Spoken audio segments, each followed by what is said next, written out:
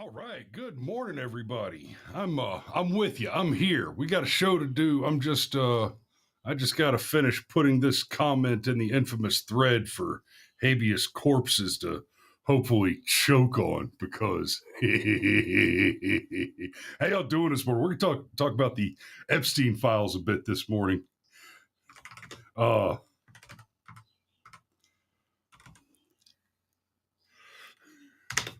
And okay, just a second. I know. I'm supposed to be. I'm live. I'm on air. You people are watching me type. Hold on. I know it's dead air. Well, here. I tell you what. Let's start with this. Let me go ahead and clean it up, and we'll go ahead and hit this real quick. So, here's what's happening.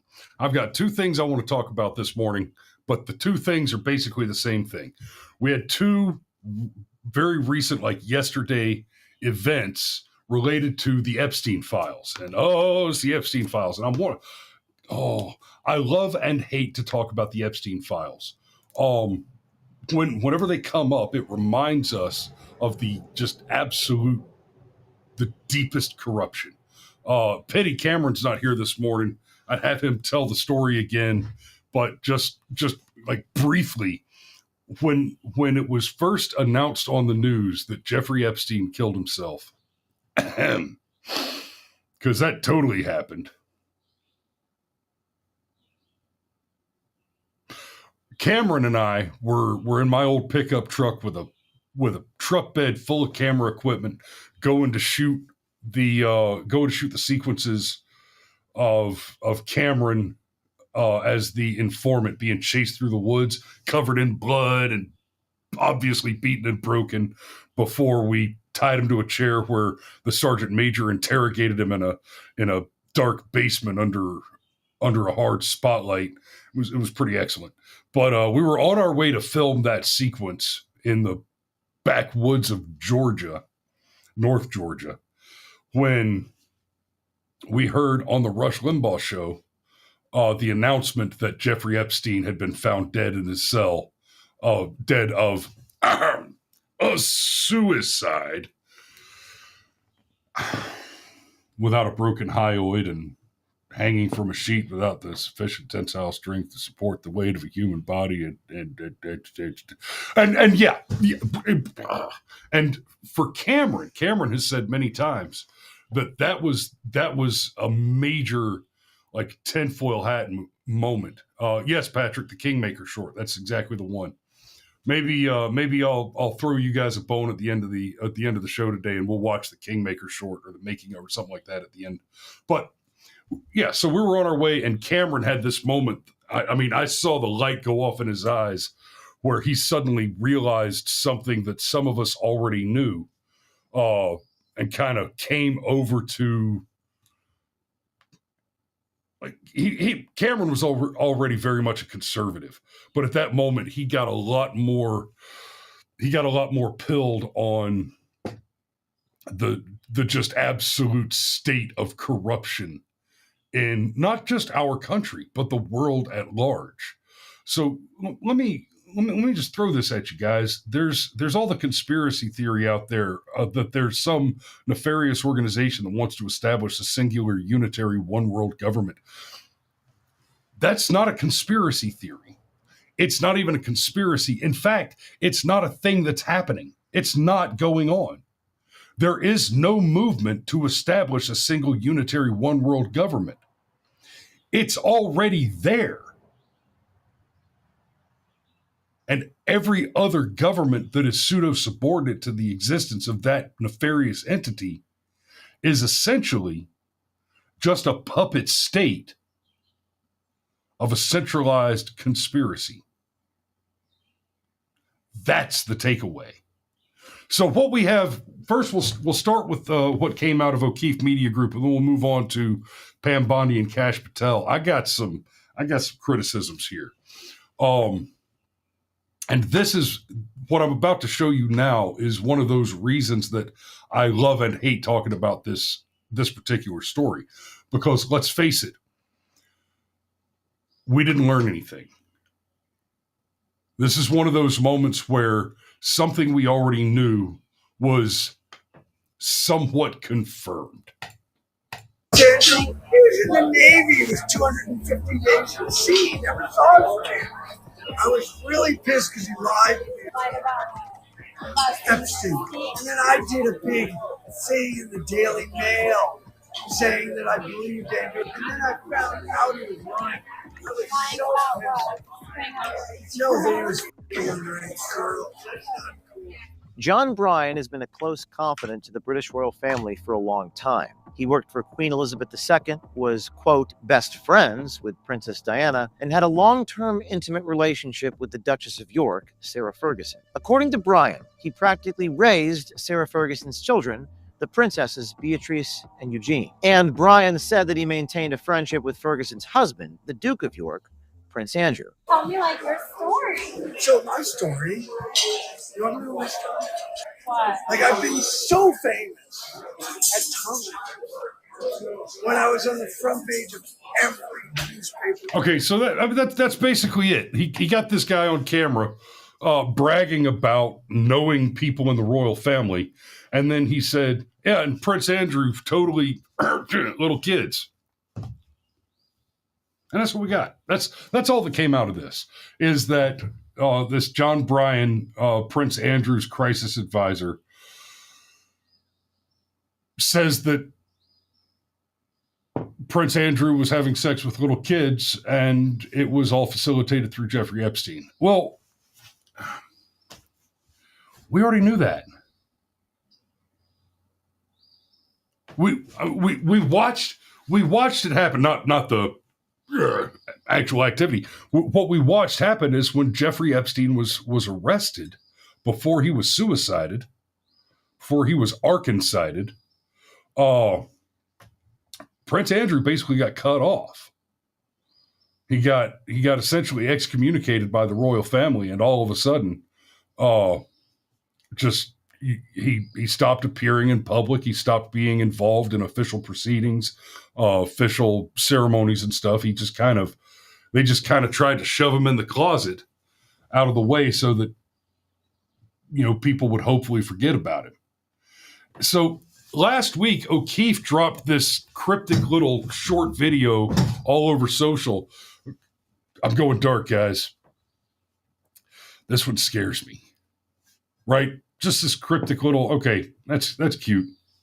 I was expecting a hell of a lot more from that. Now, credit where it's due. O'Keefe does do good work generally, and I'll give him this. I'm still amazed that he's still able to catch people in these hidden camera stings, because guys, this if you're important, if you're into some spooky shit, some secret shit, some dangerous shit, and some hot chick or hot dude asks you out to dinner, she is James O'Keefe. Right? Apparently, James O'Keefe can put on some falsies and a wig, and he becomes a Washington 10. Because they just keep falling for it. It's amazing that they just keep falling for it. Now, with this guy, he talks about how Prince Andrew lied to him about what he was doing with little kids on Epstein Island, on the Lolita Express, et cetera, et cetera. So it looks like in this case, what you've got is less somebody who, and a lot of them, what it is somebody is bragging about how important they are and how good their job is and how big their job title is, et cetera, because they're trying to get laid. Now, in this case, I'll give it maybe a little bit more breathing room, I guess. I don't know. Because it sounds like this guy is legitimately disgruntled and aggravated about having been lied to by the prince, because on the prince's word, which he trusted because he'd known the prince for a long time and what have you, basically he's saying that on the prince's word, I went on national television and made a fool out of myself, denying the claims of the prince's misconduct and wrongdoing. Okay, so got it. Got it. So the article out of O'Keefe Media Group here, world exclusive. Prince Andrew was effing underage girls. Tape of royal family advisor exposes Prince Andrew's sexual relations with minors and deep ties to Jeffrey Epstein. Okay. And here's the root of the problem. Apart from being cut off and just, having to live like a regular billionaire instead of a royal one, there are no consequences. There will be no consequences for Prince Andrew. There just won't. There will be no legitimate consequences. Just like the Clintons, just like the Obamas, just like all these other crooked shitburgers, there just won't be any consequences that will be placed on them by governments. They're not going to face any justice that comes from a government entity. It's just not going to happen. And it feels a hell of a lot like that's because the entire body of government, and I'm not saying the U.S. government, that as well, but I'm saying the entire collected corpus of governments globally are involved in colluding to cover up what Epstein was doing. And there's a few reasons for this. Now, I'll caveat this by saying this is speculation and theory, but it seems to me that the evidence available suggests that Epstein was an agent for multiple intelligence organizations. I suspect he was considered an asset by CIA, MI6, possibly even Beijing, and yes, of course, Mossad, right? But also, there is the supply side of the concern. And the fact is, without even talking about the corruption in government, the graft, and the incredibly suspicious nature of the relationships of politicians to Jeffrey Epstein, forget about all that for a second. Globally, and we saw the Biden administration actively involved in it. Globally, the child trafficking business, the child sex slave trafficking business, which is the supply side of Epstein's operations, is a $1 trillion industry. It is much higher value than weapons dealing, than drug dealing, than art dealing. And that might be worth a deep dive right there. The world of art dealers, because a huge amount of art shows and art sales and the valuation on art, especially more modern art that's at lower value points, a huge part of that valuation is, oh, well, we expect rich people to have art all over their walls. I know. That is art. That is art. That is art. Not the pig, Uncle Sam, in the operator helmet. But a huge part of the valuation of art and the art dealing business has to do with using the art as a store of value.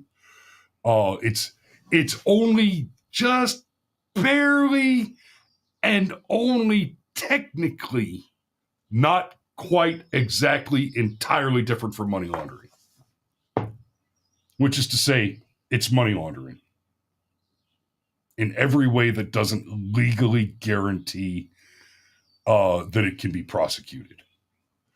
So, and Zandermack says, O'Keefe is taking some liberties with Brian's creds. He's best known for sucking the toes of Fergie, Never known as a royal advisor, though. I don't trust this O'Keefe expose because of that. That's a good point. And I don't know. I don't know that I would say O'Keefe has a history of doing that. As royal advisors go, this guy strikes me as a little,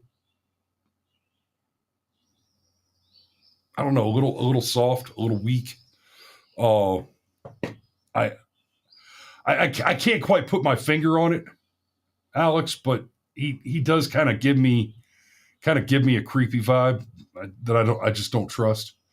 But at this, so just as this is coming out, and let's not forget, Virginia Giuffre just recently committed suicide under extremely suspicious circumstances. Right now, she is one of the, if I understand it correctly, and I may have this backwards, but I believe that she's one of the victim witnesses that was ready to talk and has talked about her experiences with Epstein and oh god, Ghislaine Maxwell. There's so many names in this thing, and they're So Epstein and Maxwell trafficked Giuffre, if I understand that correctly, and she just magically and mysteriously died. There are some internet conspiracy theories right now that suggest that maybe what happened is she got disappeared into some kind of WITSEC, and let's hope. But I don't know how much credibility we place on that. But at the same time that all this is going on, we have AG Pam Bondi. Okay, it says AG Pam Bondi delivers huge update on Jeffrey Epstein client list. Yeah, except no. I'm sorry, Pam Bondi does not get the benefit of the doubt on this one. She's just the next Amy Coney Barrett. Look, I love the Donald. I think he's done some great shit. But he has got a problem. He's got a problem with putting pretty girls in places they don't belong. Amy Coney Barrett is a gigantic disappointment. I said from the outset I was concerned about her. I didn't want to see her in the position. I found her to be a disappointing pick to begin with. I made some videos during the confirmation process about how terrible it was that the Democrats were treating her the way that they treated her. I said similar stuff about Brett Kavanaugh, both of whom, and for largely many of the same reasons, I was not happy with those picks. Now, Kavanaugh has turned out to be a little better than I maybe expected, but just a little better. But Amy Coney Barrett has been a gigantic disappointment. She is not a political identitarian. She is a feminine identitarian. So her choices, her rulings are based on, well, just hormonal imbalance and emotional reaction. So Pam Bondi appears to be giving us more of the same schlock, right? We got that extreme debacle with the original rollout. Hey, we're releasing the Epstein files. Then it was, oh, wait, no, there's actually more Epstein files. They lied to me. And you know what? Honestly, that would not surprise me, right? That the FBI, especially a New York FBI office, might lie to the Attorney General, especially with Trump in office, to Trump's Attorney General. That doesn't surprise me at all. But if you're the Attorney General under Donald Trump and you don't operate under the assumption that every law enforcement agency that exists and that still exists inside of the first 100 days of the Trump administration is not only deeply corrupt, but actively antagonistic toward the Trump administration and should be assumed at all times to be acting in rogue capacity against the interests of the United States, then you're not qualified to do the job, because those are the facts. The entire corpus of law enforcement in this country at the federal level, and I would go so far to say at most of the state and large city levels, right? Your local sheriff's departments, your local police departments, and your little, local population, 172 here. We've got 3 cops.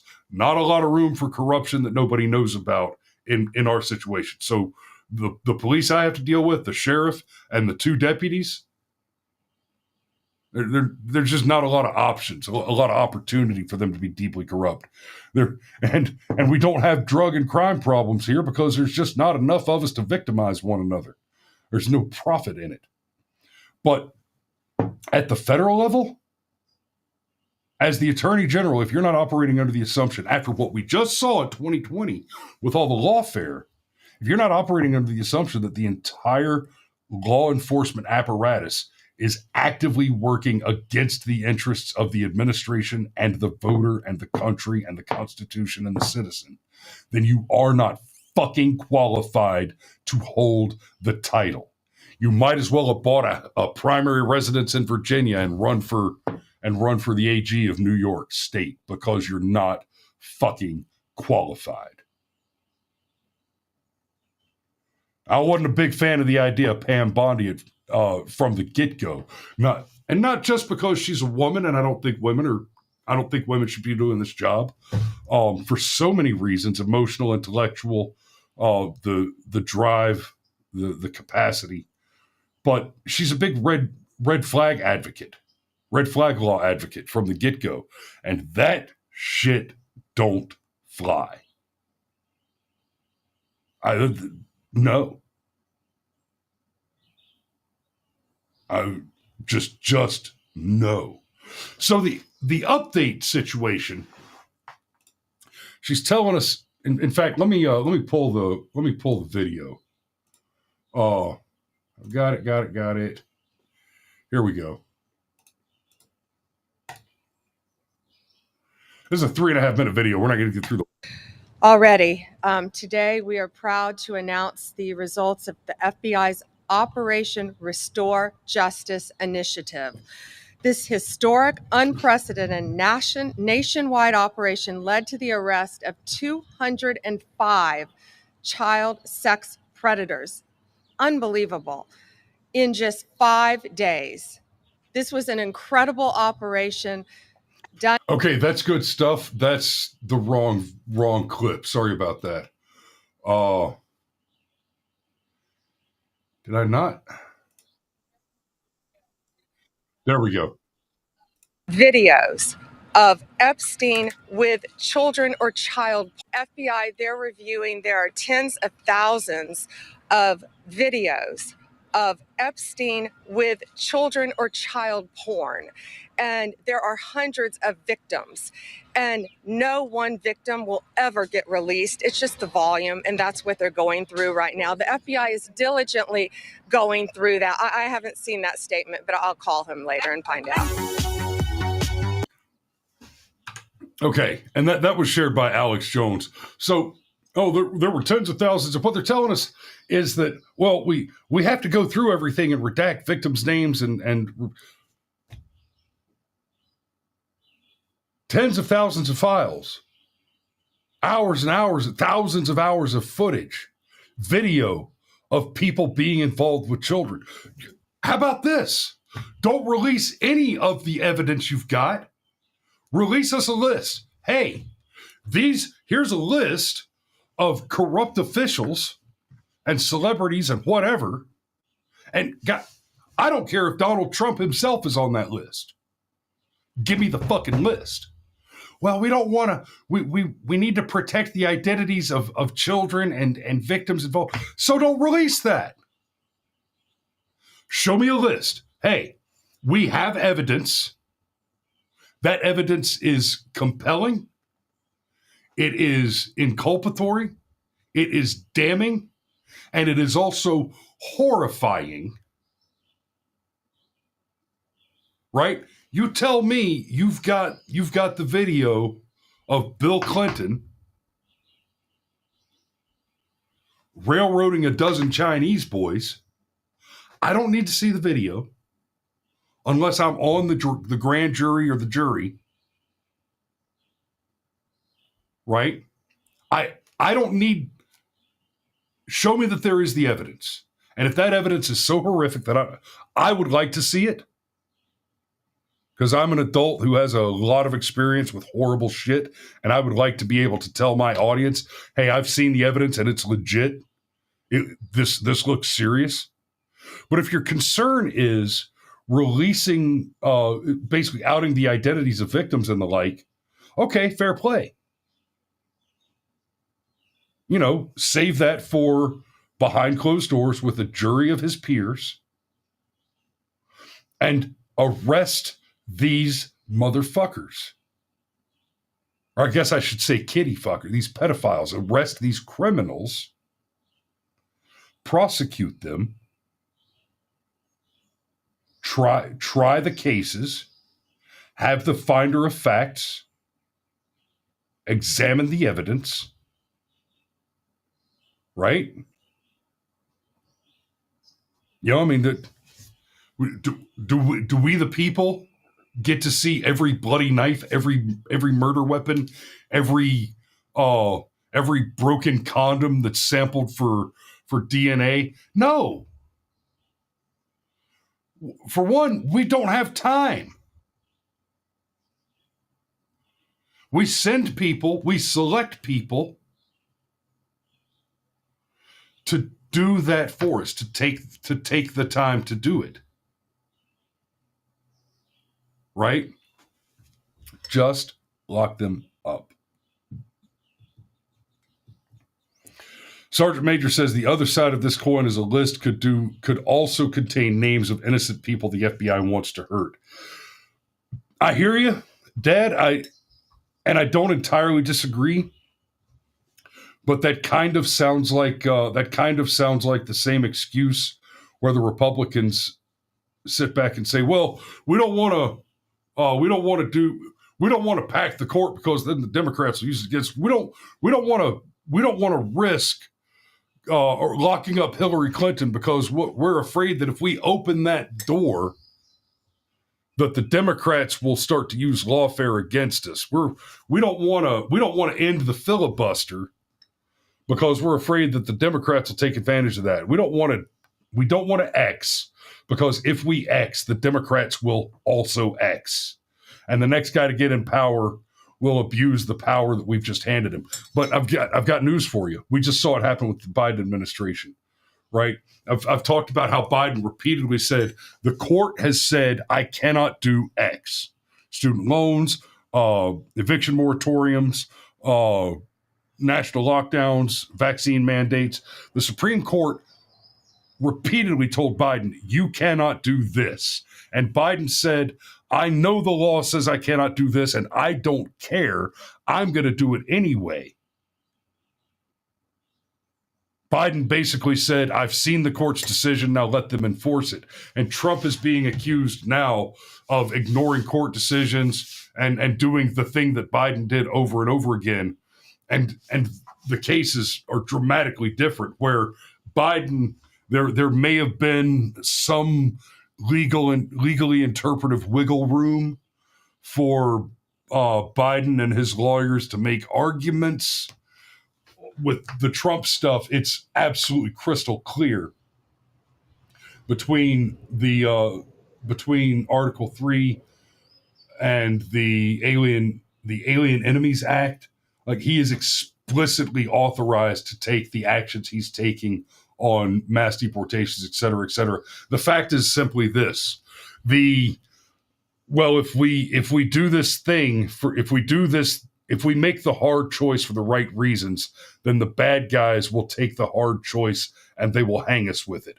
Well, the fact is they're going to do it anyway. And if I'm staring down the barrel of a gun, man's demanding my wallet, and I can tell, right? Sometimes you can tell when you're looking at him, when you're staring down the barrel of another man's gun, sometimes you can tell whether or not he's going to pull that trigger. And if you know he's going to pull that trigger, if you know you're about to get shot, well, I might as well get a round in before I go. Because there comes a point where that's the best you can hope for. So Dad, I hear what you're saying, but again, we cannot sit on our thumbs and pretend like taking the moral high ground is somehow going to influence the bad behavior of our enemies in the future, because it won't. They are going to use the absolute worst, most horrific strategies and tactics no matter what we do. So when we have a hard choice to make that gets a good result,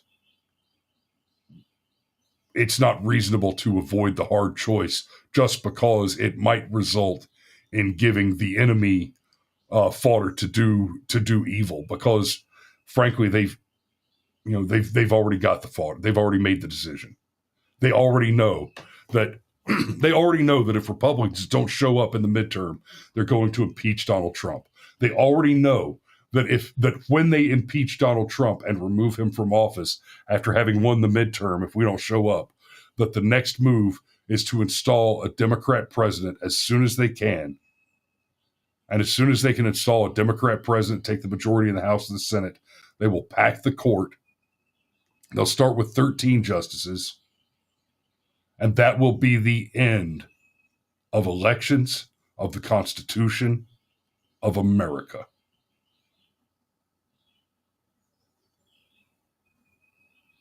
But as it turns out, there's good reason to believe that the client list, if we can publish that shit and start and go ahead and arrest and prosecute everybody on the list, even in the unlikely event, and I put this out there because there are a lot of Democrats that point out that Donald Trump met Epstein, right? That Epstein was at a house party at Mar-a-Lago one time. There's good evidence that Epstein was there because rich people get invited to rich people parties. And then he made a pass at an underage waitress or something, and Donald Trump kicked him out. But let's say hypothetically Trump was on the Lolita Express, and there's compromat of Trump having illicit relationships with an underage, a live boy or a dead girl type of deal on the Epstein cult island. Okay, hang him too. I mean, I like the Donald, but I like only get you so far if you're diddling kids. Now, I don't think that's something that we're likely to learn, but it is certainly not an argument sufficient to suppress the list any further. And my money says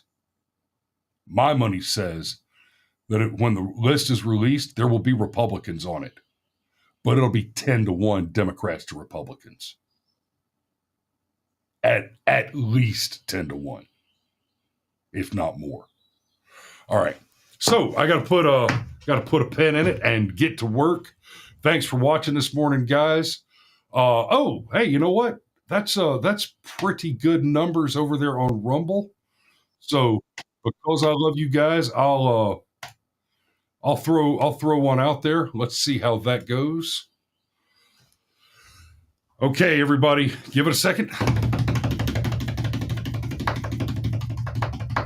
Come on. Okay, the randomizer takes forever to run. We're watching. Okay, you guys, cross your fingers. Cross your fingers. Who's going to get it? Who's going to get it? Come on, damn it.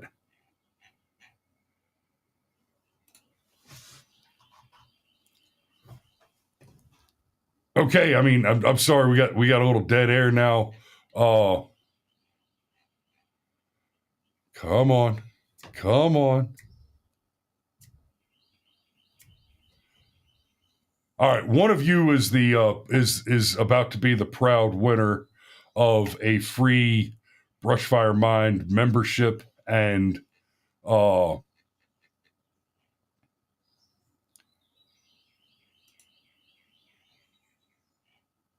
it's still not there. Okay, I'm gonna run one of the shorts I'm gonna run one of the shorts while we wait on that, so we don't just have dead air. In fact, you don't need 30 rounds to protect yourself. You want us alive when they eat us. Put that double-barrel shotgun and fired 2 blasts. Which were then thrown at officers. Demonstrators also hurled fireworks. Telling you Molotov cocktails work. Anytime I had a problem and I threw a Molotov cocktail, boom, right away. I had a different problem. He makes a strong case. Oh, it sure would be nice if we had some grenades, don't you think? Modern problems require modern solutions.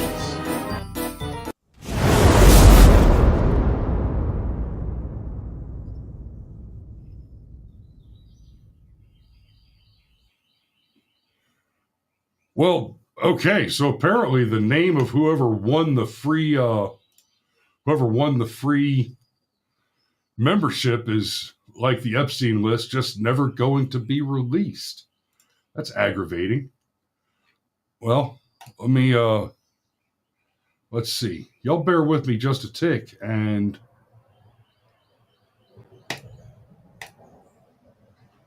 man, was this really 5 years ago, guys?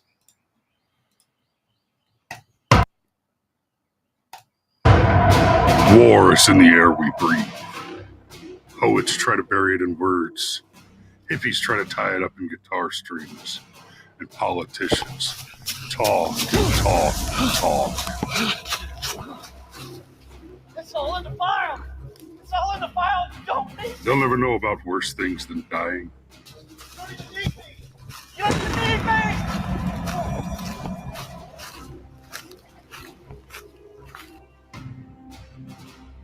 Hemingway said, once a man has hunted armed men and found that he has a taste for it, nothing else will ever satisfy him. The hunt is everything.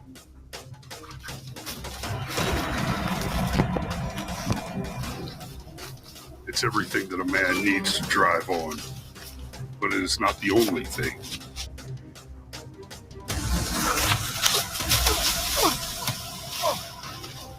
It's not the thing that calls him back. It's the long haul to the next post. No one is safe until we all are. It's the sheer, brutal, and glorious reality of it.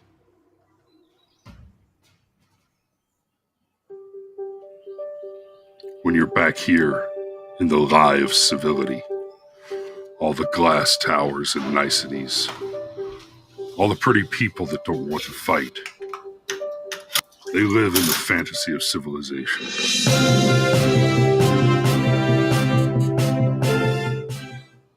Scandal breaking. Incumbent Senator Kinder von Stuppen is now under scrutiny after multiple allegations of pedophilia, apparently dating back decades. While Stuppen denies the allegations, opponent frontrunner Joseph January, the young upstart that has warmed all of our hearts, has already seen a massive leap forward in polling numbers for next Tuesday's election. Never understanding how fast it can all switch off if too many of them stop. If they stop pretending for the narrowest sliver of a second. This is 911. What is your emergency? There's someone in my house. I need the police. Don't open the box.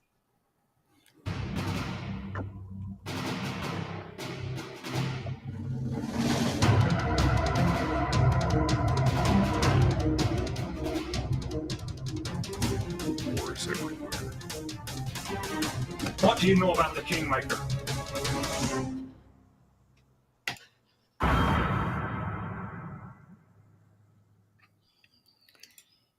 Damn, that was 5 years ago. I know what you're thinking.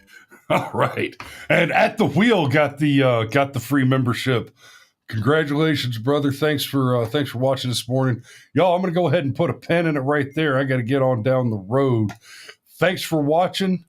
Y'all be safe out there. We love you, and we will see you tomorrow.